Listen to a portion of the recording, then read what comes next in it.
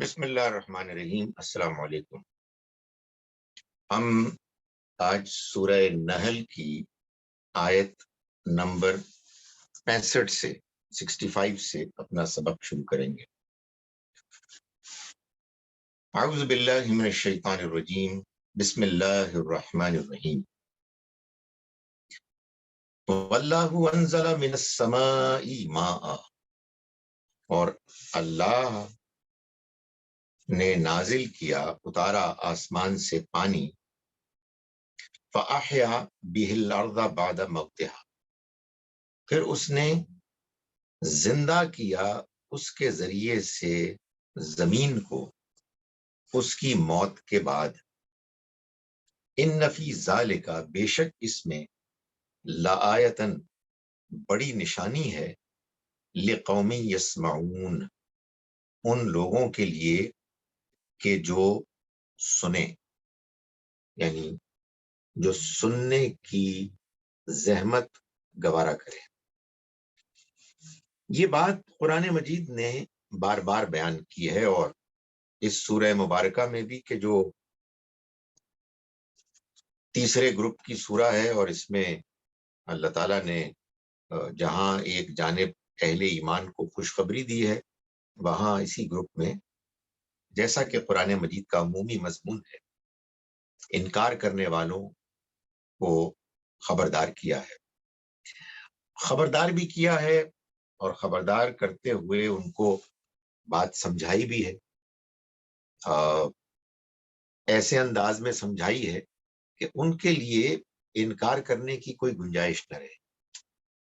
قرآن مجید کا پیغام اس بات کا تقاضا کرتا ہے کہ لوگ اس کے بارے میں سنجیدہ رویہ اختیار کریں، اس کی بات کو سنجیدگی سے، دیانتداری سے، کھلے ذہن کے ساتھ سنیں، اور پھر فیصلہ کریں اپنے دل و دماغ سے کہ کیا جو بات قرآن کہہ رہا ہے وہ بات دل کو لگتی ہے۔ چنانچہ قرآن مجید نے جو دعوت دی، اس کا ایک پہلو یہ تھا کہ لوگ اس بات کو جانیں کہ ایک دن آنے والا ہے موت کے بعد، کہ جب انسان کو دوبارہ زندہ کیا جائے گا، اور وہ جو کچھ بھی اس دنیا میں کرتا رہا ہے اس کے بارے میں اللہ کے ہاں جواب دہ ہوگا۔ تو وہ لوگ کہ جو اس حقیقت کو ماننے کے لیے تیار نہیں تھے، وہ اس کے انکار کے لیے ظاہر ہے کوئی نہ کوئی بات تو کرنی تھی۔ جہاں اور بعض باتیں کرتے تھے، وہاں ایک بات یہ بھی کرتے تھے کہ یہ ایسے ہوگا کیسے، یعنی انسان مر جائے اور مرنے کے بعد دوبارہ زندہ ہو، یہ بڑی عجیب سی بات ہے، بڑی انہونی بات ہے۔ ہم آگے چل کے سورہ مومنون میں دیکھیں گے، سورہ نمبر 23 میں، کہ وہ اس بات کا باقاعدہ مذاق اڑاتے تھے، ایک پروپیگنڈا کرتے تھے کہ ہم بتائیں تم کو ایسا شخص کہ جو یہ کہتا ہے، وعدہ کرتا ہے تم سے کہ جب تم مر کے گل سڑ کے ہڈیاں ہو جاؤ گے، ہڈیاں بھی گل سڑ جائیں گی، تو تم دوبارہ اٹھائے جاؤ گے۔ بڑی دور کی بات ہے، بڑی دور کی بات ہے یہ تم سے جو وعدہ کیا جا رہا ہے۔ تو اللہ تعالیٰ نے اس کا جواب کئی جگہوں پر دیا قرآن مجید میں، یہاں بھی بڑا سادہ جواب دیا کہ اللہ کی ذات وہ ہے جس نے آسمان سے پانی اتارا، پھر اس نے زندہ کیا اس کے ذریعے، یعنی پانی کے ذریعے سے زمین کو اس کی موت کے بعد۔ زمین سوکھ جاتی ہے، اس میں کوئی رونق نہیں ہوتی، ایک ایسا منظر پیش کر رہی ہوتی ہے کہ گویا کہ اس پر موت طاری ہے، اور پھر کیا ہوتا ہے کہ آسمان سے پانی برستا ہے، اور اس کے نتیجے میں مردہ زمین زندہ ہو جاتی ہے۔ فرمایا ان فی ذالک لآیہ، اس میں بڑی نشانی ہے، لقوم یسمعون، ان لوگوں کے لیے کہ جو سنیں، یعنی جو سنتے ہیں، بات کو سمجھنے کے لیے سنتے ہیں، جن کے اندر سننے کے لیے آمادگی ہے، جو چاہتے ہیں کہ ان تک بات پہنچے تو وہ اس کے بارے میں کوئی اپنے اندر رکاوٹ پیدا نہ کرے، ان کے اندر کوئی ضد نہ ہو، بلکہ وہ بات کو دھیان سے سنیں۔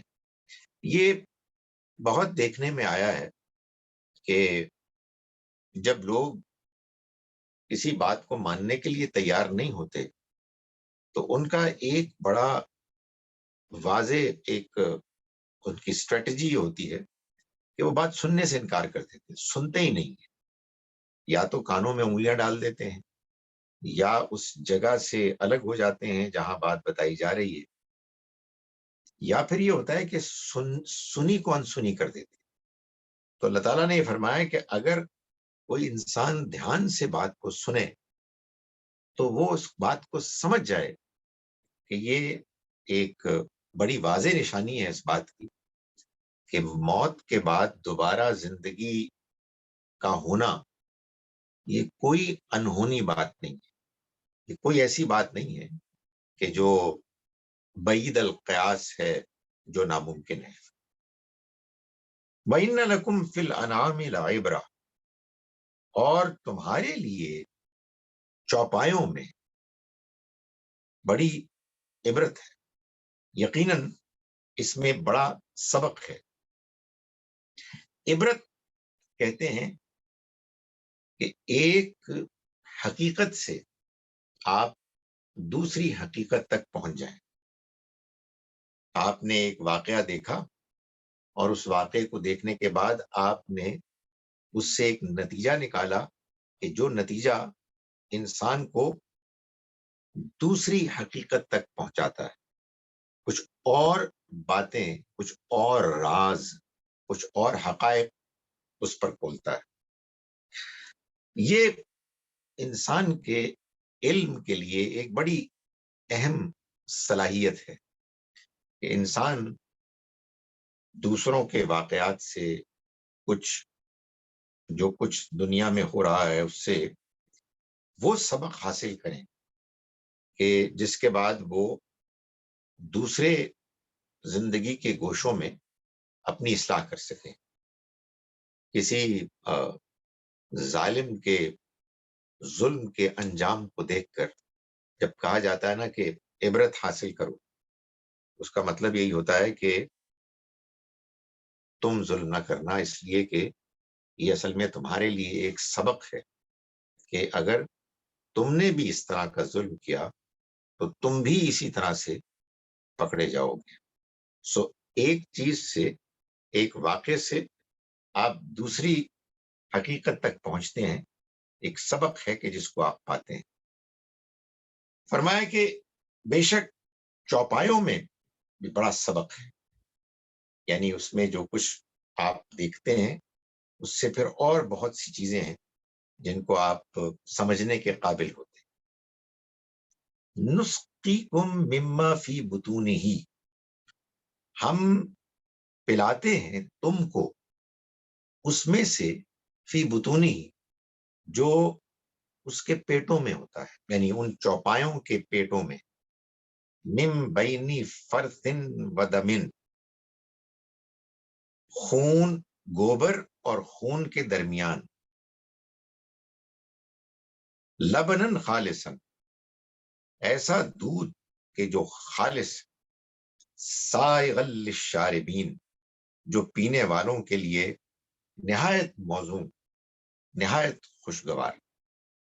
یعنی یہ ایک کتنی غیر معمولی اللہ کی نعمت ہے، کتنا غیر معمولی انسان کے لیے ایک منظر ہے، سیکھنے کے لیے ایک واقعہ ہے کہ اللہ تعالیٰ انہی جانوروں میں کہ جو انسان کی خدمت میں لگائے گئے ہیں، ان کی جو مادہ ہیں، معدنیاں، ان میں یہ کرتا ہے کہ انسان کی ضرورت، بچوں کی ضرورت، بڑوں کی ضرورت، یعنی دودھ، اس کو، اور جس کا مزہ ہمارے جسم کے لیے موزونیت اتنی واضح ہے، اور وہ کہاں سے نکلتا ہے؟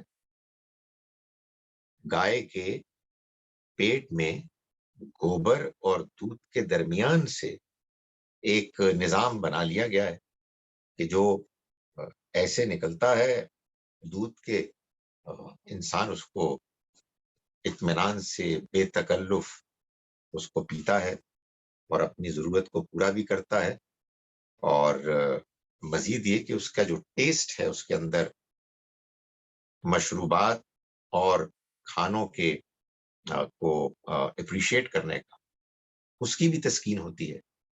تو اس میں یہ بڑا سبق ہے کہ جس اللہ نے یہ سب کچھ ہمارے لیے کیا ہے، آخر وہ یہ بغیر وجہ کے کر رہا ہے؟ یہ اس نے جو اہتمام کیا ہے، ظاہر ہے کہ اس کے لیے ضروری ہے کہ انسان غور کرے اور اس نتیجے تک پہنچے کہ جس نے ہمارے لیے یہ بندوبست کیا ہے وہ ایک بڑی مہربان، ہمارے ساتھ محبت کرنے والی ذات ہے، ہماری ضرورتوں کا لحاظ رکھ کے ان کو پورا کرنے والی ذات ہے، کہ جس کا شکر ادا کیے بغیر ہمارے لیے ایک انسان کی حیثیت سے جینا ممکن نہیں۔ فرمایا وَمِن ثمرات النخیل والعناب، اور کھجور اور انگور کی، فرمایا کہ اور کھجور اور انگور کے پھلوں میں، یعنی جیسے کہ دودھ کے معاملے میں ہوا ویسے ہی کھجور اور انگور کے پھلوں میں تتخذون منہ سکرم ورزقا حسنا، کیا ہوتا ہے کہ تم ان سے نشے کی چیزیں بھی بناتے ہو اور کھانے کی پاکیزہ اچھی چیزیں بھی بناتے ہو۔ یعنی چونکہ اللہ نے دنیا میں تمہیں اختیار دیا ہوا ہے، اس میں جو اس نے تم کو رزق دیا ہے، اس رزق کے بارے میں اس نے تم پر چھوڑ دیا ہے کہ تم چاہو تو ان کو اچھے استعمال میں لاؤ اور چاہو تو تم برے استعمال میں لاؤ۔ تو دیکھو تم دونوں ہی کام کرتے ہو، تم اس سے نشے کی چیزیں بھی بناتے ہو، ساتھ ہی جب دوسرا رزق بیان کیا تو رزقا حسنا کہا، یعنی اچھی چیزیں، اچھا رزق۔ تو معلوم یہ ہوا کہ نشے کی چیز شراب یہ برا رزق ہے، وہ کام بھی کرتے ہو، یہ کام بھی کرتے ہو۔ ان فی ذالک، بے شک اس میں، لایتن، بڑی نشانی ہے، لقومی یعقلون، ان لوگوں کے لیے کہ جو عقل سے کام ہے۔ یعنی نشانی تو ہے، مگر یہ نشانی یعنی اللہ کی مہربانی کی نشانی، اللہ تعالیٰ کے ہمارے اوپر جو احسانات ہیں ان کو جاننے، رجسٹر کرنے کے لیے یہ نشانی بڑی غیر معمولی ہے۔ لیکن کن کے لیے؟ ان کے لیے کہ جو عقل کو استعمال کریں۔ یہ پہلے کہا گیا کہ ان کے لیے ہے جو سنیں، اب کہا گیا کہ جو عقل کو استعمال کریں۔ جب انسان ظاہر ہے کہ بات کو سنے گا، سننے کے بعد پھر وہ اپنی عقل کو استعمال کر کے یہ سوچے گا کہ آخر یہ سب کچھ کیسے ہو رہا ہے، کون کر رہا ہے، کون ہے وہ ذات کہ جس کو یہ معلوم ہے کہ مجھے دودھ کی ضرورت ہے، جسے معلوم ہے کہ مجھے کھجور کی ضرورت ہے، مجھے انگور کی ضرورت ہے، وہ یہ سب کچھ مجھے فراہم کر رہا ہے۔ اور یہ بھی ایک عجیب بات ہے کہ جو کچھ وہ دے رہا ہے اس کو ہم اچھے اور برے دونوں استعمالات میں لا سکتے ہیں۔ تو یہ معاملہ کیا ہے؟ اس سوچ کے انداز کو جب انسان اختیار کرے گا تو یہی تعقل ہے، عقل کا استعمال کرنا۔ اس کے بعد انسان کے لیے یہ نتیجہ اخذ کرنا تو مشکل نہیں ہوگا کہ یہ سب اس رب کی عنایات ہیں کہ جو اس دنیا میں ہمیں آزما رہا ہے اور اپنی مہربانیاں کر کے ہم سے یہ توقع کر رہا ہے کہ ہم اس آزمائش میں اس کا شکر بھی ادا کریں، اور یہ بات جان لیں کہ یہ مہربانیاں اس کی اس لیے ہیں کہ ایک دن آئے کہ ہم ان مہربانیوں، ان نعمتوں پر اس کے ہاں جواب دہ ہوں اور وہ یہ فیصلہ کرے کہ کیا ہم نے ان نعمتوں کو ٹھیک طرح سے استعمال کیا یا ہم نے ان کو مس یوز کیا، ان کو غلط طریقے سے استعمال کیا، ان کی ناقدری کی، ان کی ناشکری کی۔ جیسا کہ بیان کیا نا کہ ثم لتسألن یومئذ عن النعیم، پھر تم سے لازماً سوال کیا جائے گا اس دن نعمتوں کے بارے میں۔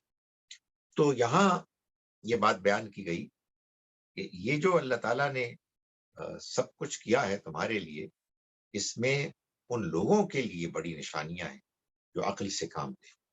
صاف معلوم ہوتا ہے کہ جو عقل سے کام نہیں لیں گے ان کو اس میں کوئی نشانی کچھ نہیں ملے گا، اور صاف معلوم ہوتا ہے کہ یہ سب ان انسانوں سے اللہ تعالیٰ تقاضا کر رہے ہیں کہ جو قرآن مجید کو پڑھتے ہیں، جن تک قرآن پہنچا ہے، کہ وہ قرآن میں بیان کردہ تعلیمات کو، حقیقتوں کو، نشانیوں کو سنیں دھیان سے۔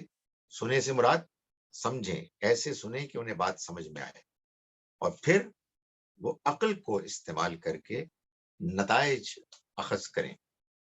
جو شخص یہ کام نہیں کرتا وہ کم سے کم یہ کہا جا سکتا ہے کہ قرآن مجید کا حق ادا نہیں کر رہا۔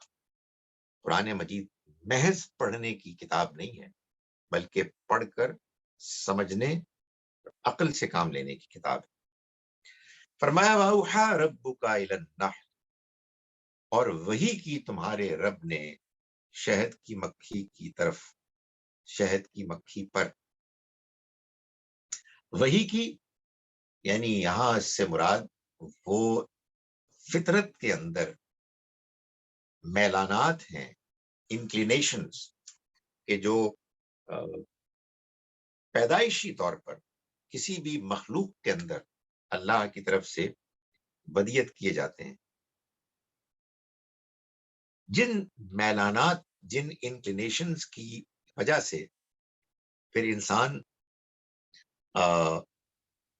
یا کوئی مخلوق اس میلان رجحان کے مطابق وہ عمل کرتی ہے کہ جس کے لیے اس کو پیدا کیا گیا۔ یہ ہر مخلوق میں ایسا ہی اللہ تعالیٰ نے کیا ہے۔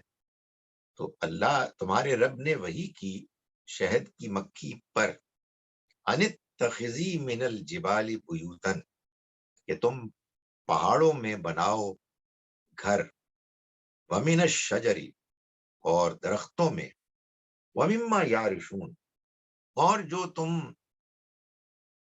بیلیں لٹکاتے ہو اونچی اونچی، ثم کلی، پھر تم کھاؤ یعنی چوسو، من بطونہا، معاف کیجیے گا، ثم کلی، پھر تم کھاؤ چوسو، من کل الثمرات، تمام جو ضروری موزوں درخت ہیں ان سے، یعنی اس میں درخت بھی ہیں، ان کے پھل بھی ہیں اور پھول بھی ہیں۔ فَاسْلُكِي سُبُلَ رَبِّكِ ذُلُلًا، اور اپنے پروردگار کے راستوں پر چلتی رہو، وہ راستے کہ جو اس نے ہموار کی ہے۔ سو اپنے رب کے ہموار کیے ہوئے راستوں پر تم چلتی رہو۔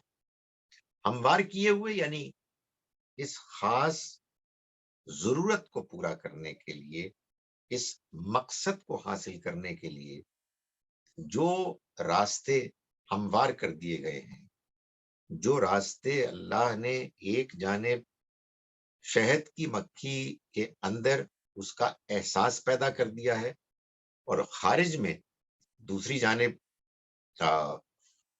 اس کو حاصل کرنے کے لیے جو اس کے اپنے اندر کی انکلینیشن ہے، اس کو پورا کرتے ہوئے وہ یہ محسوس کرتی ہے کہ سب کچھ موزوں ہے، کام میں کوئی رکاوٹ نہیں ہے، تو وہ شہد کی مکھی اپنا یہ کام کرتی ہے۔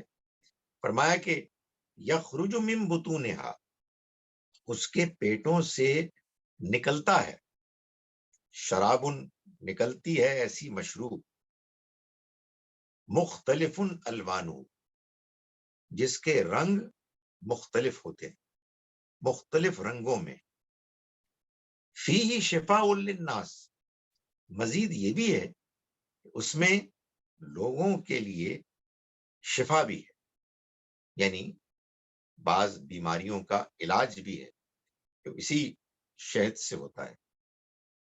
فرمایا ان فی ذالک لآیا، بے شک اس میں بڑی نشانی ہے، لقوم یتفکرون، ان لوگوں کے لیے کہ جو تفکر کرتے ہیں، یعنی غور و فکر کرتے ہیں۔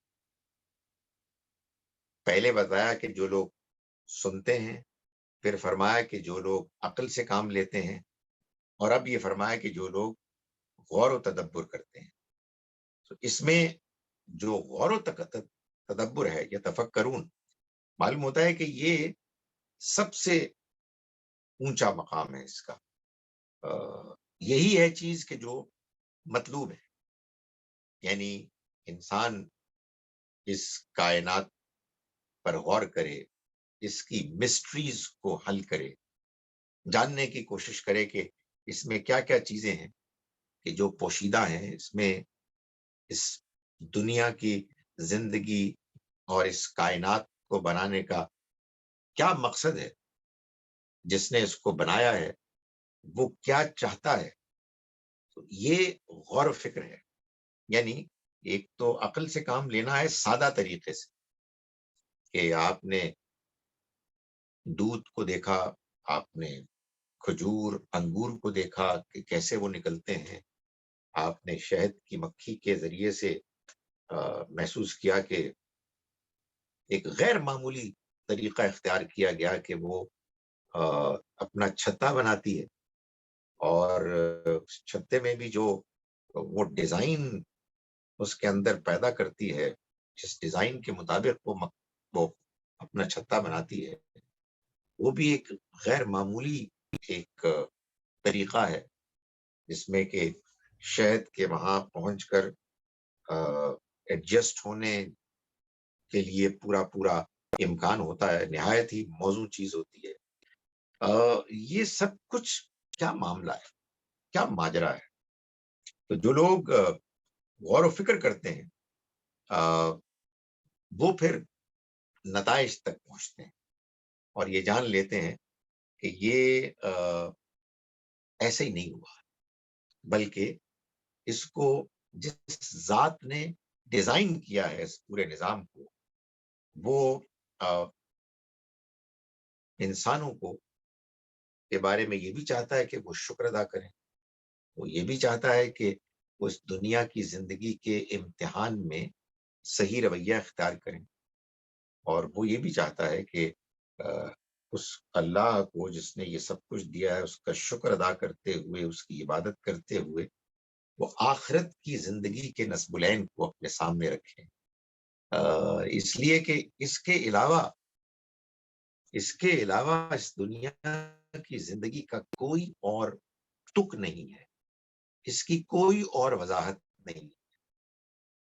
یہ سب کچھ یہ غیر معمولی کارخانہ جس میں ایسی ایسی عظیم الشان نشانیاں ہم کو نظر آتی ہیں صبح و شام، اس کے بارے میں کسی سمجھدار عاقل انسان کے لیے دو گھڑی کے لیے بھی یہ تصور کرنا کہ یہ بیکار ابس بغیر وجہ کے بنائی گئی ہے، اس کے پیچھے کوئی پرپز نہیں ہے، یہ کسی بھی سمجھدار غور و فکر کرنے والے انسان کے لیے ایک ناممکن نتیجہ ہے۔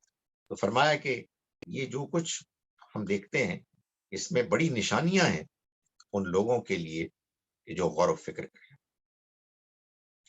فرمایا کہ واللہ خلقکم، اور اللہ نے تم کو پیدا کیا، ثم یتوفاکم، پھر وہ تم کو موت دیتا ہے۔ یعنی اب یہ غور و فکر کے ایک خاص دائرے سے نکال کر انسانی زندگی کے دوسرے پہلو کو بیان کیا جا رہا ہے کہ اللہ نے تم کو پیدا کیا، ثم یتوفاکم، پھر وہ تم کو موت دیتا ہے. وَمِنْكُمْ مَنْ يُرَدُّ، تو ایسا بھی ہوتا ہے کہ بعض لوگ دنیا سے رخصت ہو جاتے ہیں جلد. وَمِنْكُمْ، اور تم میں سے وہ بھی ہیں، مَنْ يُرَدُّ، جو لوٹا دیے جاتے ہیں، اِلَىٰ أَرْذَلِ الْعُمُرِ، اس عمر کو کہ جو یعنی ارزل ہے، جس میں انسان اپنی ذہنی جسمانی لحاظ سے وہ کمتر ہو جاتا ہے، گری ہوئی. لِكَيْ لَا يَعْلَمَ بَعْدَ عِلْمٍ شَيْئًا، تاکہ وہ جان لینے کے بعد کچھ نہ جان سکے. یعنی اللہ تعالیٰ یہ دکھاتے ہیں کہ یہ جو اس نے ہم کو اس دنیا میں بھیجا اور ہمیں طاقت دی، علم دیا، وسائل اسباب دیے، جن کو استعمال کر کے زندگی کے ایک دور میں ہم بہت کچھ بن جاتے ہیں، کچھ کارنامے انجام دیتے ہیں. اس سے یہ غلط فہمی ہونے کا امکان ہوتا ہے کہ شاید ہماری کوئی حیثیت ہے، شاید ہم اس دنیا کے مالک ہیں، یہ ہماری دنیا ہے. یہ ظاہر ہے کہ ایک بیوقوفی کی بات ہے، لیکن بہرحال انسان کے اوپر حماقتیں طاری ہوتی ہیں. تو اللہ تعالیٰ نے فرمایا کہ یہ اللہ ہے کہ جس نے تم کو پیدا کیا، اور پھر وہی ہے کہ جو تم کو وفات دیتا ہے. اور ایسا بھی ہوتا ہے کہ تم میں سے بعض لوگ پہلے فوت ہو جاتے ہیں. اس کو بیان نہیں کیا، لیکن یہ اس کے سیاق سباق میں آپ سے آپ امپلائڈ ہے، محذوف ہے، کیونکہ آگے فرمایا وَمِنْكُمْ مَنْ يُرَدُّ إِلَىٰ أَرْذَلِ الْعُمُرِ، اور تم میں سے وہ بھی ہے کہ جو ارذل عمر کو، نکمی عمر کو پہنچ جاتے ہیں. لِكَيْ لَا يَعْلَمَ بَعْدَ عِلْمٍ شَيْئًا، تاکہ وہ جان لینے کے بعد کچھ نہ جان سکے. یعنی خود دیکھ لیں لوگ کہ ابھی چند سال پہلے کی بات ہے کہ یہ بڑے افلاطون تھے، ارسطو تھے، بڑے سمجھدار تھے لوگ، بڑی طاقت تھی ان کے پاس، اور اب ایک بس گوشت کا ایک لوتھڑا ہے، جیسے پیدا ہوئے تھے ویسے ہی اب بے بس پڑے ہوئے، بے جان پڑے ہوئے. کیسی کیسی عبرتناک ایسی منظر ہمارے سامنے آتے ہیں. ابھی ہماری زندگی میں ہمارے سامنے معلوم ہوتا تھا کہ ان کے اقتدار، ان کی طاقت کے آگے کسی کی کوئی حیثیت نہیں ہے، کوئی قانون کچھ بھی ان کے آگے کوئی حیثیت نہیں رکھتا ہے، دن دناتے پھرتے تھے. اور ابھی ہماری نگاہوں کے سامنے بے بس پڑے ہوئے ہیں اور کچھ بھی نہیں کر پاتے. تو یہ خدا تعالیٰ بتاتا ہے کہ اس کائنات میں ایک ہی ہستی ہے جس کے پاس طاقت ہے، اور کوئی اور شخص اپنے آپ کو طاقتور سمجھتا ہے اس سے زیادہ کوئی احمق اور بیوقوف نہیں. فرمایا ان اللہ علیم قدیر، اللہ ہے کہ جو سب کچھ جاننے والا ہے، ہر چیز پر قدرت رکھنے والا ہے. اس کا علم مکمل ہے، اس کی قدرت مکمل ہے. یہ اللہ تعالیٰ جو نشانیاں دکھاتا ہے، اب دیکھیں کیا کیا نشانیاں دکھاتا ہے. بارش کی نشانی، اس سے مردہ زمین زندہ کی. گائے بھینس میں گوبر خون کے درمیان سے دودھ نکال کے ہم کو پلایا. کھجور اور انگور کے اور بہت سے پھلوں کی نعمتوں سے ہم کو نوازا. ظاہر ہے ساری نعمتوں کو بیان نہیں کیا، اشارے ہیں جو بہت کافی ہوتے ہیں. اور پھر شہد کی مکھی کے ذریعے سے ایسا غیر معمولی ایسی مشروب ہمیں دی کہ جس میں متعدد فائدے ہیں. اور اس کے بعد یہ دکھا دیا کہ دیکھو تمہاری زندگی کیا ہے، تم پیدا ہوتے ہو، پلتے بڑھتے ہو، جوان ہوتے ہو، بوڑھے ہو جاتے ہو، یا پہلے ختم ہو جاتے ہو یا اس کے بعد خاتمہ ہو جاتا ہے. اس ساری صورتحال کو جاننے کے بعد، اگر اس کا تجربہ کرنے کے بعد، دیکھنے کے بعد انسان اس نتیجے کو نہ سمجھے کہ اس کائنات میں ایک ہی ہستی ہے جس کے پاس ساری قدرت ہے، جو سب کچھ جاننے والا ہے، اگر یہ انسان نہ سمجھے تو پھر بڑا احمق ہے.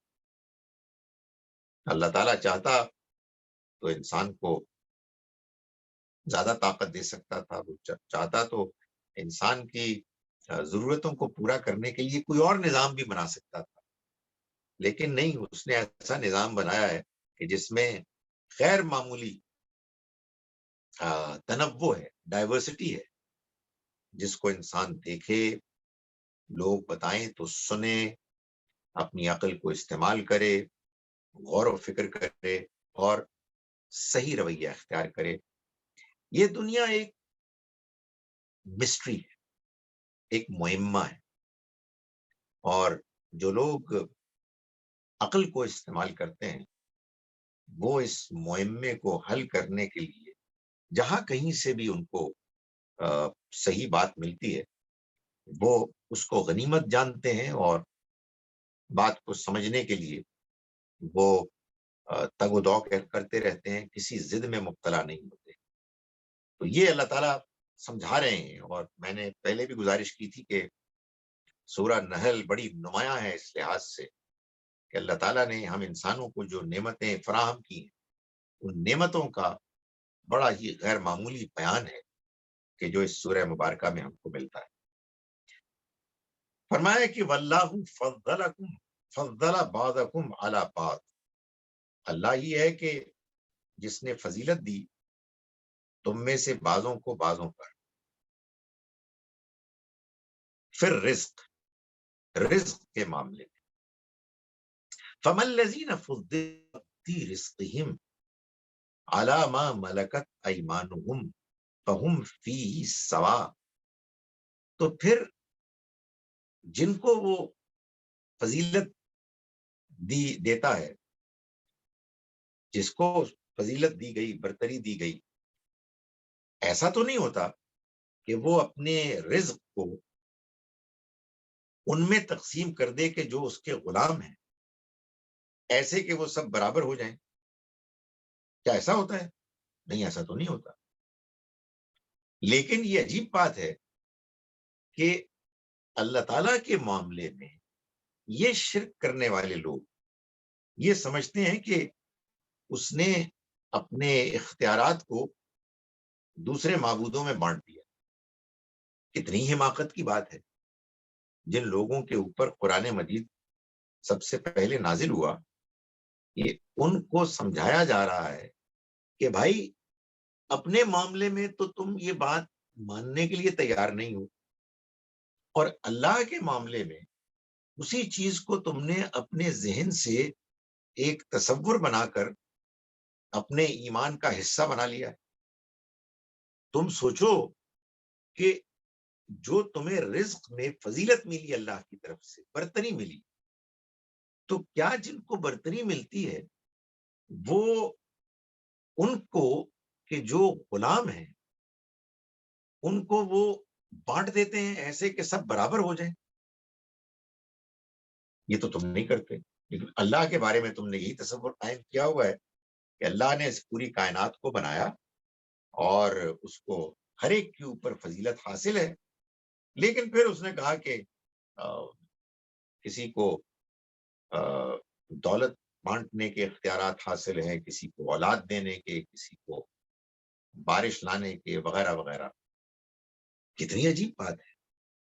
یہ کبھی تم نے خود تو کیا نہیں، اللہ کے بارے میں یہ تصور قائم کرنے کے لیے تمہارے پاس کیا بنیاد؟ فرمایا بنعمت اللہ یجحدون، تو کیا یہ اللہ کی نعمت کا انکار کر رہے ہیں؟ اللہ نے جو نعمتیں ان کو دی ہیں ان نعمتوں کو پانے کے بعد تو ان کا یہی طریقہ ہونا چاہیے تھا، رویہ ہونا چاہیے تھا کہ وہ صرف اور صرف اللہ کا شکر ادا کریں، اسی کی مانے، اسی کی مہربانیوں کا اعتراف کریں۔ لیکن یہ کتنے بدنصیب لوگ ہیں اور ظالم ہیں، زیادتی کرنے والے ہیں کہ وہ کام کے جو وہ خود اپنے لیے پسند نہیں کرتے وہ اللہ کے معاملے میں وہی اپنے ذہن سے ایک طریقہ، ایک کہانی، سسٹم انہوں نے ڈیولپ کر لیا کہ اللہ نے اپنے ساتھ اور ساجی بنائے ہوئے ہیں۔ اللہ کی نعمت کا یہ انکار ہے۔ فرمایا کہ واللہ جعل لکم من انفسکم ازواجا. اچھا ذرا یہ بھی دیکھو، غور کرو کہ اللہ نے بنایا تمہارے لیے خود تمہارے ہی اندر، تمہاری ہی جنس سے ازواجن، جوڑے، یعنی مرد ہیں، عورتیں ہیں، شوہر ہے، بیویاں ہیں. وجعل لکم من ازواجکم، اور اس نے بنائی تمہارے ازواج بیویوں سے بنینا و حفدتن، بیٹے بھی اور پوتے بھی. ورزقکم، اور اس نے رزق دیا تم کو من الطیبات، پاکیزہ چیزوں میں سے. یہ سب نعمتیں اس نے تم کو دی. تو پھر کیا افبالباطل یؤمنون وبنعمت اللہ ہم یکفرون، تم باطل پر یہ ایمان لاتے ہیں اور اللہ کی نعمت کا انکار کرتے ہیں. یعنی یہ تو باطل بات ہے کہ یہ سب کچھ اللہ نے دیا اور تم اس کا جو کریڈٹ ہے وہ اوروں کو دے رہے ہو، اوروں کے بارے میں یہ کہہ رہے ہو کہ وہ یہ دینے والے ہیں، ان کا بھی حق ہے، ان کو بھی اختیار ہے، ان کو بھی تم پکارتے ہو، ان کے لیے بھی قربانی کرتے ہو، فصلیں ان کے لیے الگ سے مختص کر دیتے ہو، جانور کی قربانیاں ان کے لیے کرتے ہو. یہ کیا بدتمیزی ہے؟ یعنی اللہ نے یہ ساری نعمتیں دی، اور دیکھو نعمتوں کی کوئی انتہا ہے، رزق میں، بارش کے ذریعے سے، اور پھر اس کے بعد وہ تمہیں خاندان کو جس طرح سے اس نے ایک نظام بنایا، شوہر بیوی کا رشتہ ہے، اولاد ہوتی ہے، اولاد کی اولاد ہوتی ہے، تمہارے پوتے پوتیاں، نواسے نواسیاں ہوتے ہیں. یہ سب کچھ ہے، لیکن اس کے بعد تم اللہ کی نعمت کو تم کا انکار کرتے ہو، اور تم ان کو جو بالکل باطل بے بنیاد ہے تم ان پر ایمان لاتے ہو. کتنی عجیب، کتنی بدنصیبی کی بات ہے، کتنی زیادتی پر مبنی یہ تمہارا رویہ ہے. فَيَعْبُدُونَ مِن دُونِ اللَّهِ، اور وہ عبادت کرتے ہیں اللہ کے سوا. یہ بتایا کہ یہ واقعہ یہ ہو رہا ہے. ظاہر انہی لوگوں سے خطاب ہے جو مکے کے مشرک ہیں، اور ظاہر ہے جہاں کہیں بھی اللہ کے علاوہ لوگ دوسروں کو پوچھتے ہیں یا پکارتے ہیں، سبھی کے لیے یہ پیغام ہے کہ وَيَعْبُدُونَ مِن دُونِ اللَّهِ، یہ عبادت کرتے ہیں اللہ کے علاوہ، ما لا یملکون کی، کہ جو کوئی اختیار نہیں رکھتے، لہم ان پر، رزقاً، کسی رزق کے دینے کا ان کے پاس کوئی اختیار نہیں. من السماوات والارض، آسمانوں میں اور زمین میں، شیئن، کچھ بھی، کوئی اختیار نہیں رکھتے.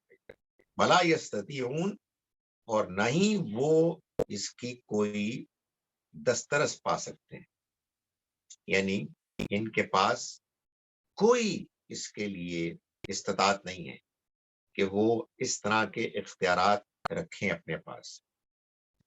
فلا تضربوا للہ الامثال، تو دیکھو اللہ کے لیے مثالیں نہ بیان کرو. یعنی جیسے تم اپنے اوپر قیاس کرتے ہو نا کہ ہمارے ہاں بادشاہ ہوتے ہیں تو بادشاہوں کے پھر وزیر بھی ہوتے ہیں، ان کے نظام کو چلانے کے لیے ان کے وہ بہت سارے سپورٹرز بھی ہوتے ہیں جن کے ذریعے سے وہ نظام چلاتا ہے. یہ اللہ کے بارے میں اس طرح کی فضول قسم کے تصورات، مائتھولوجیز قائم مت کرو. ان اللہ یعلم وانتم لا تعلمون، اللہ جانتا ہے تم نہیں جانتے. یعنی اللہ اپنی صفات سے واقف ہے، تم اس کی صفات کو نہیں جانتے کہ وہ تمام اچھی صفات رکھتا ہے اور پورا اختیار رکھتا ہے. اسے کسی کی ضرورت نہیں ہے کہ اسے پہلے کچھ سپورٹ ملے تو پھر وہ اس نظام کو چلا سکتا ہے. یہ خیال نہ کرو، یہ تم اپنے جو بھی بادشاہ ہیں اور تمہارے نظام ہیں ان پر قیاس نہ کرو. یہ تمہاری اپنی غلط فہمی ہے اور اس کو تمہیں سمجھنا چاہیے کہ یہ ایک باطل پر مبنی تمہاری سوچ ہے۔ ضرب اللہ مثلا، مثال بیان کی اللہ نے، عبدن مملوکر، یعنی اگر مثال ہی جاننا چاہتے ہو تو پھر سنو ایک اور مثال، عبدن مملوکن، ایک غلام کی مثال، لا یقدر علی شیء، کہ جو کسی چیز پر کوئی قدرت نہیں رکھتا، ومر رزقناہ، اور وہ کہ ہم نے اس کو رزق دیا، منا، اپنی جانب سے، رزقا حسنا، اچھا رزق، فہو ينفق منہ، پھر وہ خرچ کرتا ہے اس میں سے، سرا و جہرا، چھپ کر بھی اور کھلے بھی، یعنی سب کے سامنے بھی، حل یستوون، کیا وہ برابر ہو سکتے ہیں؟ الحمدللہ، تمام شکر، تمام تعریف اللہ کے لیے ہے۔ یعنی مطلب یہ ہے کہ اللہ کے بے اختیار بندوں کو کس طرح سے تم اس کے ساتھ برابر کرتے ہو، جبکہ خود تم اپنے اندر ایسے مملوک، وہ غلام بندے کہ جو کوئی اختیار نہیں رکھتے، اور ان انسانوں میں جو آزاد ہیں اور جن کو اللہ نے خوب نوازا ہے اور وہ خوب خرچ کرتے ہیں، دونوں کو تم برابر نہیں کرتے۔ لیکن الحمدللہ، تمام شکر، تمام تعریف اللہ کی۔ عجیب بات ہے کہ تم اللہ کے ساتھ ایسے ہی غلاموں کی طرح کے انسان جو تم ہو، یا کچھ اور ہستیاں، فرشتے یا جنات، انہیں تم اللہ کے برابر کر دیتے ہو۔ عجیب بات ہے۔ فرمایا بل اکثرهم لا یعلمون، ان میں سے اکثر لوگ وہ ہیں کہ جو نہیں جاننا چاہتے، یعنی ان کے ہاں حقیقت کو جاننے کے لیے کوئی دلچسپی، کوئی رجحان نہیں ہے۔ فرمایا وضرب اللہ مثلا رجلین، اور مثال بیان کرتا ہے اللہ دو ایسے لوگوں کی، احدہما، ان میں سے ایک تو ابکم، گونگا ہے، لا یقدر علی شیء، جو کسی چیز پر کوئی قدرت نہیں رکھتا، وہو کل علی مولاہ، اور وہ بوجھ ہے اپنے آقا پر، اینما یوجہ لا یأتی بخیر، وہ اسے جہاں کہیں بھی بھیجتا ہے، وہ کوئی چیز خیر کی ٹھیک کر کے نہیں لاتا، وہ کوئی ٹھیک کام نہیں کرتا۔ حل یستوی ہوا، کیا برابر ہو سکتے ہیں وہ، ومن یأمر بالعدل، اور وہ کہ جو انصاف کے مطابق، عدل کے مطابق حکم دیتا ہے، تعلیم دیتا ہے، وہو علی کل شیء قدیر، اور وہ خود بھی سیدھی راہ پر ہے۔ یعنی کیا تمہارے خیال میں یہ دونوں برابر ہو سکتے ہیں؟ اسی طرح سے یہ دیکھو کہ ایک جانب اللہ کی ذات ہے جو حکمت والا ہے، جو بیان کرتا ہے، بولتا ہے اپنے کلام کے ذریعے سے، اور اس نے انسانوں کی رہنمائی کے لیے پیغمبر بھیجے، اس نے کتابیں بھیجی، اور وہ ہدایت دیتا ہے، لوگوں کی رہنمائی کرتا ہے، ان کو سمجھاتا ہے کہ وہ انصاف اور عدل کے مطابق معاملات کریں، بلکہ وہ تو اس سے آگے بڑھ کر وہ تو یہ کرتا ہے کہ خود بھی وہ طے کیے ہوئے ہے کہ وہ انصاف پر سارے معاملات طے کرے گا، انصاف پر وہ کھڑا رہے گا۔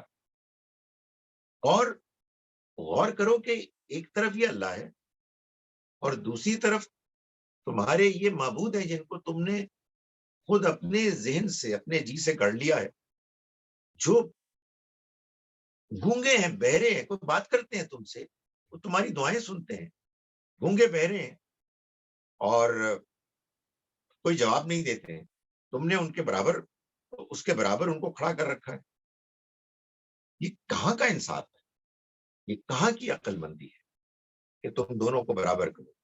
یہ آیات در حقیقت خاص طور پر جو مشرکین ہیں ان کو انہی کی اپنے آپ کہیے معاشرت سے، ان کے قریب کی مثالوں سے ان کو بات سمجھائی گئی ہے کہ یہ تم اللہ کے ساتھ جس نے یہ غیر معمولی نعمتیں تمہیں مہیا کی ہیں کیا نا انصافی کر رہے ہو، یہ شرک کر رہے ہو، اور اس کی بنیاد پر تم نے اپنا سارا نظام طے کیا ہوا ہے. فرمایا کہ وَلِلَّهِ غَيْبُ السَّمَاوَاتِ وَالْأَرْضِ، اور آسمانوں اور زمین کا سارا غیب یہ اللہ ہی کے لیے، یعنی اللہ کو ہی اس کا اختیار ہے. یہ در حقیقت ایسا تھا کہ لوگ جب یہ ساری بات سنتے تھے ان کے اپنے شرک کے مذمت میں، اور یہ سنتے کہ آخرت میں اس کا حساب ہوگا، یہ اللہ کے ہاں دھاندلی نہیں چلے گی، تو پھر وہ یہ سوال کرتے تھے، اور بات کو ٹالنے کے لیے بھی، اور وہ ہوتا ہے نا کہ اپنی بات کسی اور طرح سے تو ثابت نہیں ہو رہی، لیکن جو انٹ سنٹ جھوٹ موٹ کا استدلال ہے وہ پیش کر دو.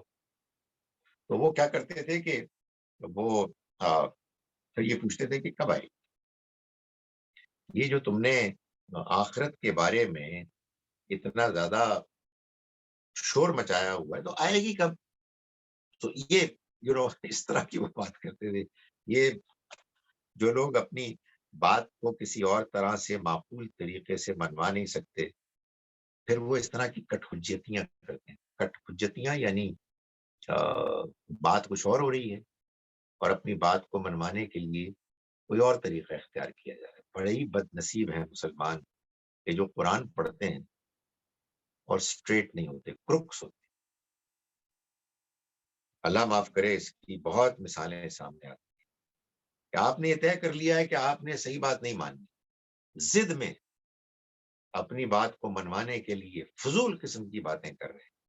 تو یہاں بھی مشرکین عرب کے بارے میں بھی جو قرآن نے بتایا ان کا بھی یہی حال تھا کہ وہ یہ ان کا کہنا تھا، وہ اس بات پر اصرار کرتے تھے تو کہ بھائی قیامت کو آنا ہے تو بتائیں کہ وقت کب آئے، کب اس کا وقت آنے کا، ایسے تو نہیں ہم مانیں گے. تو اللہ تعالیٰ نے فرمایا کہ وَلِلَّهِ غَيْبُ السَّمَاوَاتِ وَالْأَرْضِ، زمین اور آسمانوں کا سارا غیب اللہ ہی کا ہے.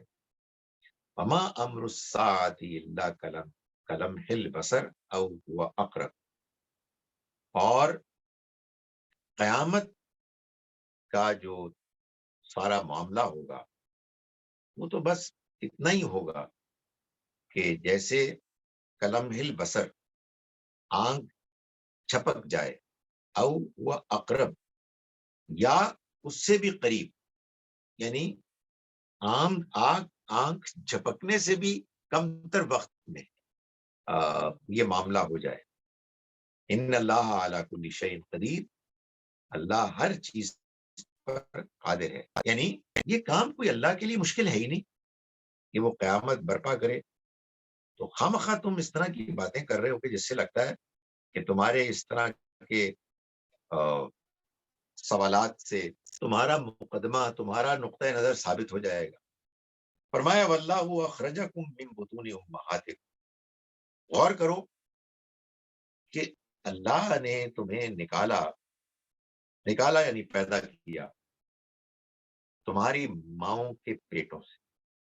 لا تعلمون شیئا، تم کچھ بھی نہیں جانتے، یعنی جب تم پیدا ہوئے کچھ نہیں جانتے. اتنا ہے کہ ہم کچھ نہیں جانتے تھے کہ ہمیں اب یاد بھی نہیں، لیکن بچے پیدا ہوتے ہیں، ہم ان کو دیکھتے ہیں ایسے ہی ہم بھی پیدا ہوئے تھے، وہ بھی کچھ نہیں جانتے، ہم بھی کچھ نہیں جانتے. لیکن پھر کیا ہوا؟ وَجَعَلَ لَكُمُ السَّمْعَ وَالْأَبْصَارَ وَالْأَفْئِدَةَ، اور اس نے تمہیں کان، آنکھیں اور دل و دماغ دیے، یعنی سوچنے کے لیے، غور و فکر کرنے کے لیے دل دی، لعلکم تشکرون، تاکہ تم شکر ادا کرو۔ مطلب یہ ہے کہ جب تم پیدا ہوئے تھے تو کیا تھے؟ گوشت کا ٹکڑا، لوتھڑا تھے، اس کے سوا تو تمہاری کوئی حیثیت نہیں تھی۔ اتنے تم ناواقف تھے کہ اتنا ناواقف کوئی بھی نہیں ہوتا۔ انسان کا بچہ جتنا کمزور، ناتواں اور دوسروں پر منحصر ہوتا ہے، کوئی اور بچہ نہیں ہوتا۔ لیکن اللہ تعالیٰ اس کے بعد وہ تمہیں صلاحیتیں دیتا ہے، اور ایسی صلاحیتیں دیتا ہے کہ جو جب انسان پاتا ہے تو اس کو بڑا گھمنڈ ہوتا ہے، بڑا وہ اس پر ناز کرتا ہے۔ عجیب بات ہے کہ یہ سب کچھ جو نعمتیں تمہیں ملی ہیں، تمہیں اللہ نے جو عقل دی تھی، جو سوچنے سمجھنے کی صلاحیت دی تھی، اس کا مقصد تو یہ تھا کہ تم شکر ادا کرو۔ عجیب بات ہے کہ یہ کان، یہ آنکھیں اور یہ دل، یہ سب کچھ تمہیں ملے ہیں تاکہ تم ان کو استعمال کرو۔ کان دیے تاکہ تم صحیح بات سنو، اللہ کا پیغام سنو۔ آنکھیں دی ہیں اللہ کی نعمتوں کو دیکھو، اور دل دیا ہے کہ تم ان نعمتوں کو پا کر غور کرو اور شکر ادا کرو۔ مگر بڑے ہی بد نصیب ہو تم کہ تم یہ سب نہیں کرتے اور تم ناشکری کرتے۔ آئیے جناب ان آیات کا جو آج ہم نے پڑھی ہیں ایک مرتبہ پھر ترجمہ کر لیں۔ ہم نے آج کا سبق شروع کیا سورہ النحل کی آیت نمبر 65 سے۔ اعوذ باللہ من الشیطان الرجیم، بسم اللہ الرحمن الرحیم۔ واللہ انزل من السماء ماء، اور اللہ نے اتارا آسمان سے پانی، فاحیا به الارض بعد موتها، پھر اس نے زندہ کیا اس کے ذریعے سے زمین کو اس کی موت کے بعد۔ ان فی ذالک لآیہ، بے شک اس میں بڑی نشانی ہے، لقوم یسمعون، ان لوگوں کے لیے کہ جو سنتے ہیں، دھیان سے سنتے ہیں۔ وَإِنَّ لَكُمْ فِي الْأَنْعَامِ لَعِبْرَةً، تمہارے لیے چوپایوں میں بڑا سبق ہے۔ نسقیکم، ہم پلاتے ہیں تم کو، مما فی بطونہ، وہ کہ جو اس کے پیٹوں میں، من بین فرث و دم، گوبر اور خون کے درمیان سے، لبنن خالصا، خالص دودھ، سائغا للشاربین، پینے والوں کے لیے نہایت موزوں سازگار۔ ومن ثمرات النخیل والاعناب، اور کھجور اور انگور کے پھلوں میں، تتخذون منہ سکرا ورزقا حسنا، تم بناتے ہو ان سے نشہ آور مشروبات بھی اور اچھا کھانا بھی، اچھا رزق بھی۔ ان فی ذالک، بے شک اس میں، لآیۃً، بڑی نشانی ہے، لقوم یعقلون، ان لوگوں کے لیے کہ جو عقل سے کام لیتے۔ وَأَوْحَىٰ رَبُّكَ إِلَى النَّحْلِ، اور وہی کی تمہارے رب نے شہد کی مکھی کی طرف، ان اتخذی من الجبال بیوتاً، کہ تم بناؤ پہاڑوں میں گھر، ومن الشجر ومما یعرشون، اور درختوں پر، اور یہ جو بیلیں لٹکائی ہوتی ہیں اس میں بھی۔ ثم کلی، پھر تم کھاؤ، چوسو، من کل ثمرات، تمام موضوع، تمام متعلق پھلوں میں سے، فسلکی سبول ربی کی ذللا، پھر چلو تم اپنے رب کی ہموار کی ہوئی راہوں میں، یخرج من بطونہا، نکلتا ہے ان کے پیٹوں سے، شراب، ایسا مشروب، مختلف الوان، جس کے رنگ مختلف، فیہ شفاء للناس، اس میں لوگوں کے لیے شفا بھی ہے، علاج بھی ہے۔ ان فی ذالک، بے شک اس میں، لآیۃ، بڑی نشانی ہے، لقوم یتفکرون، ان لوگوں کے لیے کہ جو غور و فکر کریں۔ واللہ خلقکم، اور اللہ نے تم کو پیدا کیا، ثم یتوفاکم، پھر وہ تمہیں موت دیتا ہے۔ ومنکم من یرد الی الارذل العمر، تم میں سے وہ بھی ہیں کہ جو جلدی چلے جاتے ہیں، یہ امپلائڈ ہے، اور تم میں سے وہ بھی ہیں کہ جو لوٹا دیے جاتے ہیں ایک ارذل، نکمی عمر کے لیے تک، لکیلا، تاکہ، یعنی جہاں جا کے، لا یعلم بعد علم شیئا، وہ نہیں جان پاتا جاننے کے باوجود، یعنی پہلے جاننے کے بعد کچھ بھی۔ ان اللہ، بے شک اللہ، علیم قدیر، وہی سب کچھ جاننے والا، پوری قدرت والا ہے۔ اللہ فضل بعضکم علی بعض فی الرزق، اور دیکھو ذرا سوچو کہ اللہ نے فضیلت دی تم میں سے بعضوں کو بعضوں پر رزق کے معاملے میں۔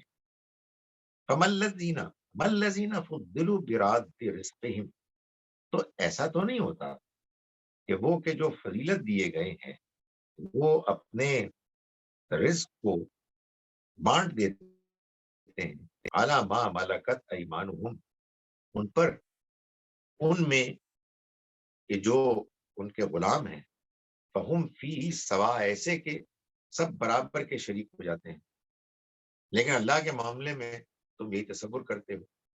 أَفَبِنِعْمَةِ اللَّهِ يَجْحَدُونَ، تو کیا اللہ کی نعمت کا یہ انکار کرتے ہیں؟ وَاللَّهُ جَعَلَ لَكُم مِّنْ أَنفُسِكُمْ أَزْوَاجًا، اور دیکھو اللہ نے بنائے تمہارے لیے خود تمہارے ہی جنس میں سے تمہاری جوڑے، تمہاری بیویاں۔ وَجَعَلَ لَكُم مِّنْ أَزْوَاجِكُمْ بَنِينَ وَحَفَدَةً، حفدہ، اور اس نے بنائے تمہارے لیے تمہاری بیویوں سے بیٹے اور حفدہ، پوتے۔ وَرَزَقَكُم مِّنَ الطَّيِّبَاتِ، اور اس نے رزق دیا تم کو پاکیزہ چیزوں میں سے۔ أَفَبِالْبَاطِلِ يُؤْمِنُونَ، تو کیا یہ باطل پر ایمان رکھتے ہیں؟ وَبِنِعْمَةِ اللَّهِ هُمْ يَكْفُرُونَ، اور اللہ کی نعمت کا یہ انکار کرتے ہیں۔ وَيَعْبُدُونَ مِن دُونِ اللَّهِ، اور یہ عبادت کرتے ہیں اللہ کے سوا، مَا لَا يَمْلِكُونَ، ان کی کہ جو کوئی اختیار نہیں رکھتے، لہم، ان پر، رزقاً، رزق کا، رزق دینے کا، من السماوات والارض، نہ آسمان سے کچھ نہ زمین سے، شیئاً، کچھ بھی، ولا یستطیعون، اور نہ انہیں اس کی کوئی استطاعت دسترس ہے کہ وہ یہ اختیار رکھ سکیں۔ فلا تضربوا للہ الامثال، تو دیکھو اللہ کے ساتھ کوئی مثالیں بیان نہ کرو، جیسے تم اپنی زندگی میں جو معاملات ہیں اس کو لے کے اس کے لیے کچھ مثالیں بیان نہ کرو۔ ان اللہ یعلم، اللہ جانتا ہے، کہ اپنے بارے میں خوب جانتا ہے، وانتم لا تعلمون، اور تم ہرگز نہیں جانتے، کچھ نہیں جانتے۔ ضرب اللہ مثلا عبدا مملوکا، بیان کرتا ہے اللہ مثال ایک مملوک غلام کی، لا يقدر على شيء، جو کسی چیز پر اختیار نہیں رکھتا، امر رزقناہ منا رزقا حسنا، اور اس کی کہ جس کو ہم نے دیا رزق، اچھا رزق، خوب، فہو ينفق منہ، تو پھر وہ خرچ کرتا ہے اس میں سے، سرن و جہرا، چھپ کر بھی اور اعلانیہ بھی۔ هل یستوون، کیا وہ دونوں برابر ہو سکتے ہیں؟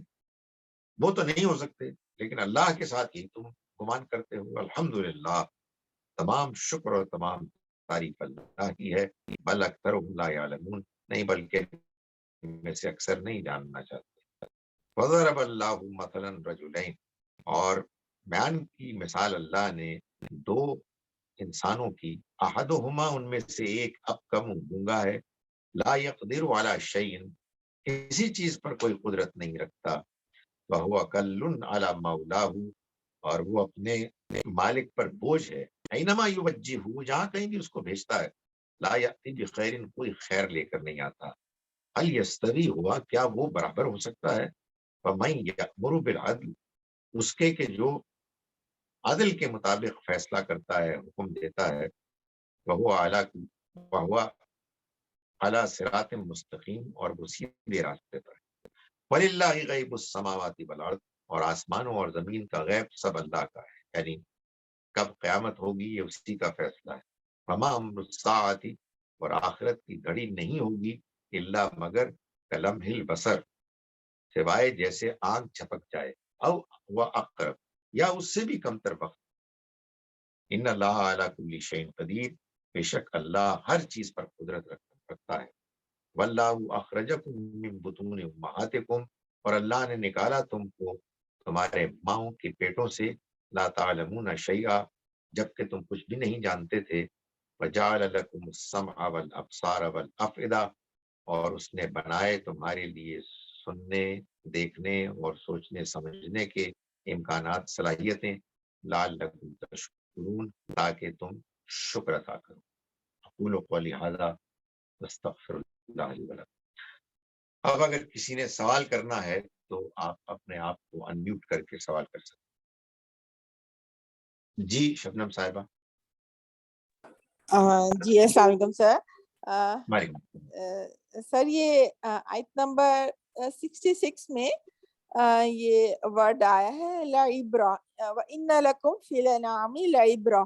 سر یہ آپ نے تو اس کا صحیح سینس بن رہی ہے، آپ نے اس کا ترجمہ سبق کیا ہے کہ اس میں سبق ہے سر، لیکن بہت ساری ٹرانسلیشنز میں یہ اردو والا عبرت ٹرانسلیٹ ہوا ہے اور وہ عبرت ہی لکھتے ہیں. تو سر یہ کیسے ہے، یہ اس کا لفظی ترجمہ اور یہ کیسے ہے سر، یہ بتا دیں پلیز.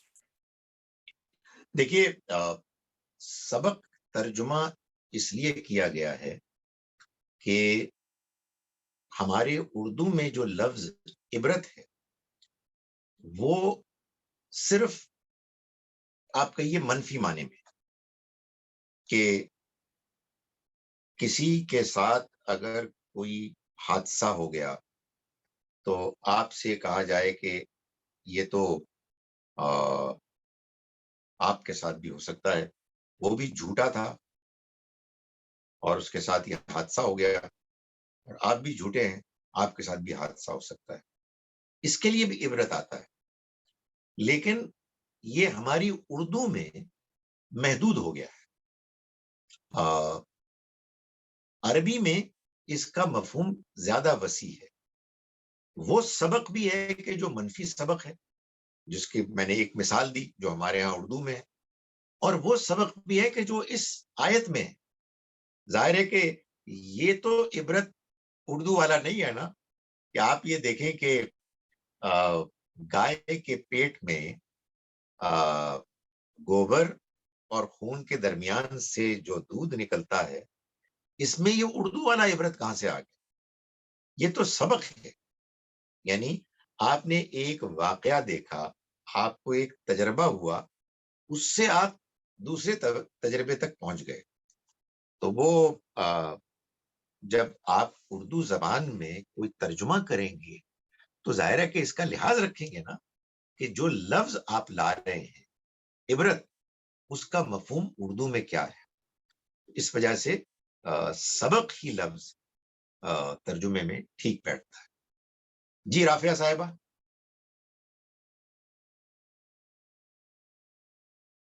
رافیہ صاحبہ سوال کیجئے.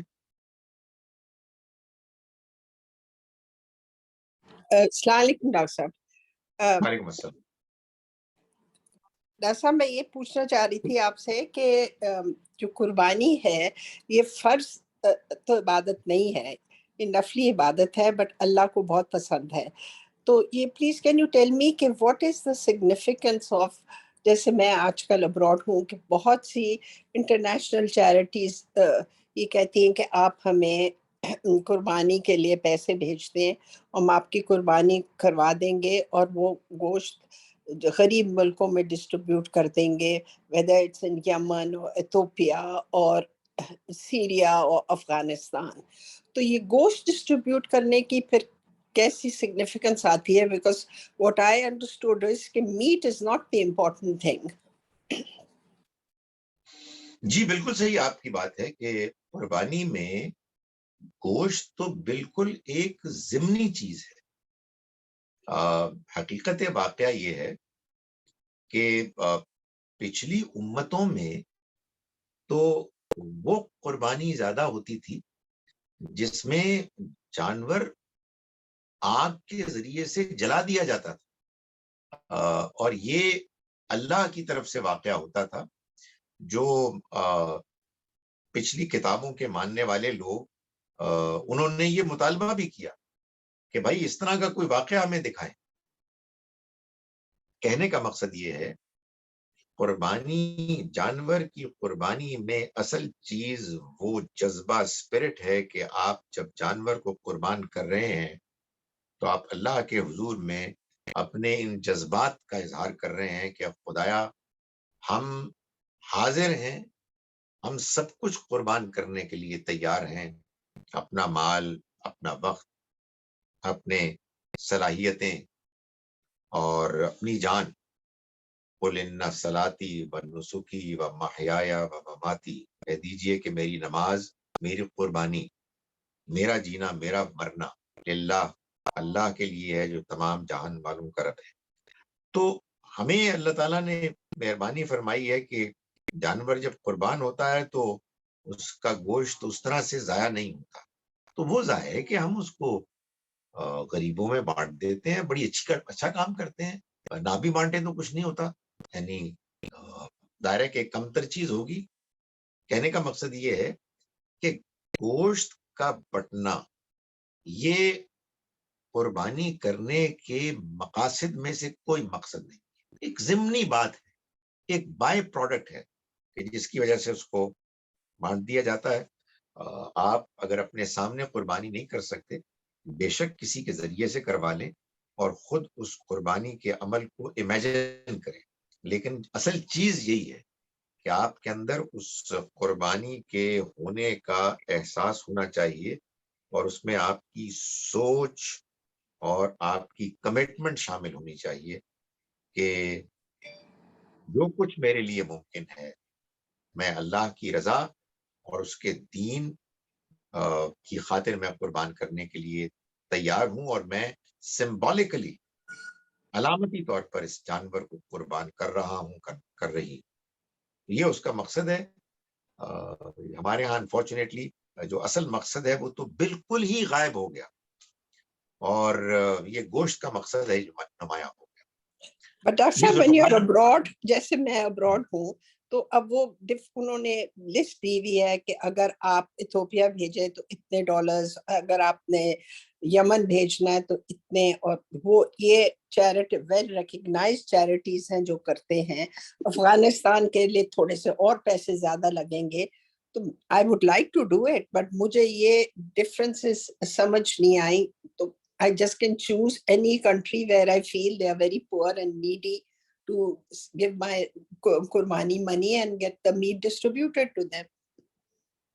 देखिए, मैंने गुजारिश कर दी कि कुर्बानी का मकसद क्या है. आपके जवाब, आपके सवाल से ये लग रहा है कि अभी भी आपका जहन गोश्ती की तरफ माइल है. तो जहां चाहे आप कर दें, लेकिन जो असल जज्बा है वो कुर्बानी का होना चाहिए. बाकी अगर बाय प्रोडक्ट को आप नहीं देना चाहती, ये आपकी मर्जी है. इसमें जाहिर है कि इंसान अपने इख्तियार से जहां चाहे पसंद करे और फैसला करे. जी जुल्फकार भट्ट साहब. जुल्फकार भट्ट साहब के दो, पता नहीं क्यों लिखा हुआ है 2, और सवाल एक भी नहीं हो रहा. मेरा ये ख्याल है कि उसके बाद तो शबनम साहिबा आप दोबारा सवाल करें अपना. जी सर. सर मैंने आपसे एक दफा आपने बताया था कि जो दाएं हाथ से खाना है वो हमें सुन्नत से मिला है, जो सुन्नत मुतवातिरा है. तो सर एक्सक्लूडिंग लेफ्टीज जो कि उनकी मजबूरी होती है कि वो नहीं खा सकते राइट हैंड से, उनकी एक मजबूरी है. तो सर हम लोग जो आम लोग हैं بعض اوقات بے دھیانی میں یا ایک چیز لیفٹ سائڈ پہ پڑی ہوئی ہے تو ہم بے دھیانی میں اٹھا کے لیفٹ سائڈ سے کچھ کھا یا پی لیں. تو سر کہ یہ کیونکہ سنت اگر ہے پھر تو حکم ہے, پھر تو ہمیں بالکل بھی اس میں ہم لینینٹ نہیں ہو سکتے. تو اس میں کس حد تک جو ہے وہ ہمیں جانا چاہیے کہ ہر وقت خیال کریں کہ نہیں اگر لیفٹ سائڈ پہ بھی ہے تو ہم نہیں اس کو کیئرفل, بہت زیادہ ہمیں کتنا کیئرفل رہنے کی ضرورت ہے. Thank you sir. دیکھیں بات یہ ہے کہ جب ہمیں یہ کہا گیا ہے کہ ہم دائیں ہاتھ سے کھائیں تو اس کا مطلب یہ ہے کہ ہم جب کھانا کھاتے ہیں یا پانی پیتے ہیں تو ہمیں اس کا اہتمام کرنا چاہیے کہ ہم یہ کام دائیں ہاتھ سے کریں. کہیں کوئی اکا دکا کوئی آئسولیٹڈ واقعہ ایسا ہو جائے کہ جو عام معمول کے کھانے سے الگ ہے, جس میں آپ کے لیے آسانی ہے, اور اگر آپ دائیں ہاتھ کا باقاعدہ کھانے کے لیے انوالو کریں گے, استعمال کریں گے, تو اس میں ایک غیر معمولی یا غیر ضروری ایک مشقت ہوگی. تو یہ اکا دکا ٹیسٹ کرنے کے لیے کہیں سے اٹھانے سے اس حکم کی خلاف ورزی نہیں ہوتی, لیکن اچھا ہے کہ اس موقع پر بھی اگر انسان دائیں ہاتھ ہی کو استعمال کرے. ظاہر ہے کہ یہ انسان کی اللہ کی توقع کے بارے میں زیادہ دلچسپی اور اس کی سنجیدگی کی ایک ریفلیکشن ہے.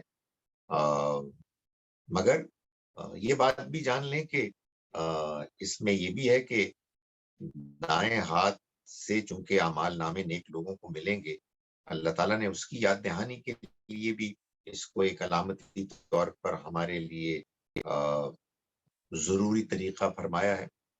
اور یہ بات بھی ہے کہ ظاہر ہے کہ جب انسان کے پاس دو ہاتھ ہوتے ہیں تو بعض کام وہ ہوتے ہیں کہ جو پاکیزگی کے لیے ہوتے ہیں اور بعض ناپاکی کے لیے ہوتے ہیں. تو پھر وہ آپ سے آپ ایک اسپیشلائزیشن ہو جاتی ہے. جب یہ اسپیشلائزیشن ہو جائے تو پھر اچھا ہے کہ ہر چیز میں اس کا خیال رکھا جائے. لیکن میں نے گزارش کی کہ کبھی کبھار اگر کوئی فوری ضرورت کے لیے اس میں کوئی کوتاہی ہو گئی تو یہ اصل حکم کی خلاف ورزی انشاءاللہ نہیں ہو. جی عائشہ صاحبہ. السلام علیکم سر, میں آپ سے ایک سورہ ہود میں نے ایک آیت پڑھی ہے, میں وہ چھوٹی سی آیت ہے, میں وہ کوٹ کرتی ہوں. اس کا آیت نمبر مجھے بھی بتا دیں. جی یہ 46 ہے, جس میں وہ ڈائلاگ ہوتا ہے نا, حضرت نوح علیہ السلام اپنے بیٹے سے کہ وہ بچانے کے بلاتے ہیں, تو وہ آگے سے ہے کہ سو مجھ سے اس چیز کے بارے میں سوال, اللہ تعالیٰ کہتے ہیں کہ مجھ سے اس چیز کے بارے میں سوال نہ کرو جس کا تجھے کچھ علم نہیں. میں تجھے نصیحت کرتا ہوں کہ جذبات سے مغلوب ہو جانے والوں میں سے نہ ہو.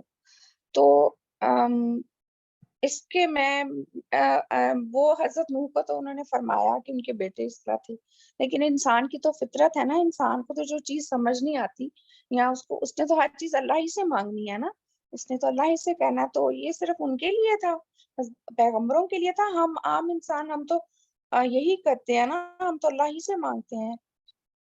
دیکھیے یہ بات بڑی اہم ہے اور یہ اب بار بار ذہن میں آتی ہے یہ حقیقت کہ مسلمان آج کے دور میں خاص طور پر ایسا کیوں ہے جیسا کہ وہ نظر آتا ہے, یعنی سخت, اکھڑ, بدتمیز, مغرور, دوسروں کو کمتر سمجھنے والا ہے نا یہ مسئلہ. اور اس میں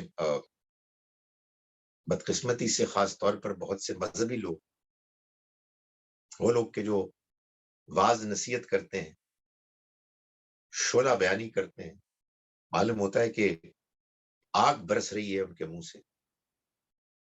میں نے تمہید اس لیے باندھی کہ میں یہ آپ کو بتاؤں کہ یہ سب اس لیے ہوتا ہے کہ ہم لوگوں نے ایک بات نہیں سمجھی تو ہے, لیکن اس سمجھ کو صحیح طرح سے ہم نے اپلائی نہیں کیا.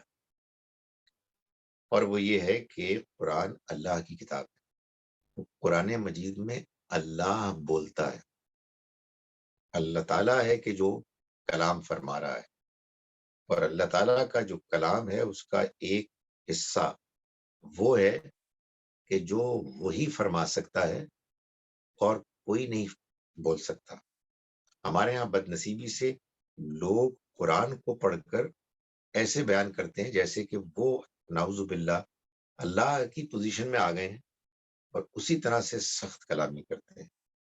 آپ کے سوال کا جواب یہ ہے کہ نوح علیہ السلام کو اللہ کی طرف سے یہ تنبیہ اصل میں اس لیے تھی کہ اللہ سب کچھ جانتا ہے، اور اس نے یہ بات جان کر کے ان کا بیٹا اس قابل نہیں تھا کہ اس کو وہ معافی ملے، اس کو وہ سہولت ملے کہ جس میں وہ اللہ کے عذاب سے بچ جائے.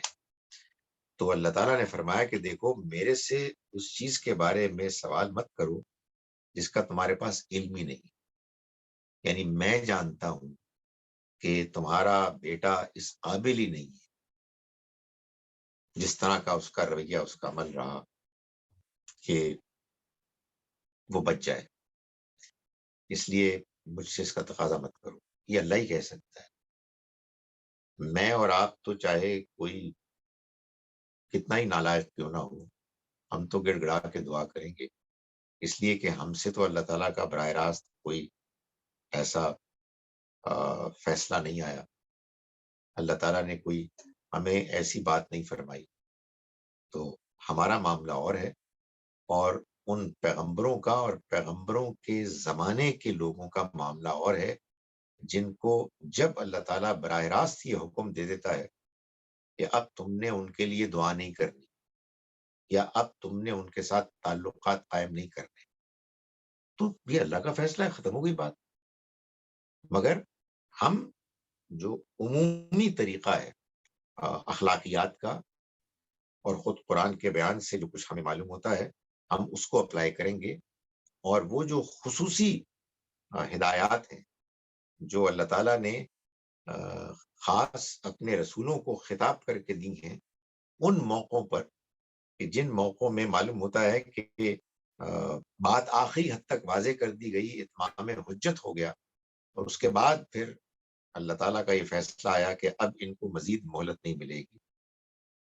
یہ معاملہ اب قیامت تک کے لیے دوبارہ نہیں ہو، اس لیے کہ اب وہی نہیں آئے گی، اور وہی آ کر کسی کو یہ نہیں بتا سکتی، بتائے گی ظاہر جب وہی کا اس سلسلہ ختم ہو گیا کہ تم نے فلاں سے نہیں ملنا، فلاں کے لیے دعا نہیں کرنی، اللہ تعالیٰ سے کسی کے بارے میں کوئی خواہش کا اظہار نہیں کرنا کہ اسے ہدایت مل جائے یا اسے معافی مل جائے.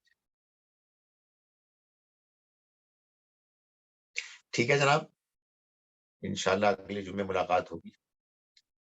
السلام علیکم ورحمۃ اللہ وبرکاتہ.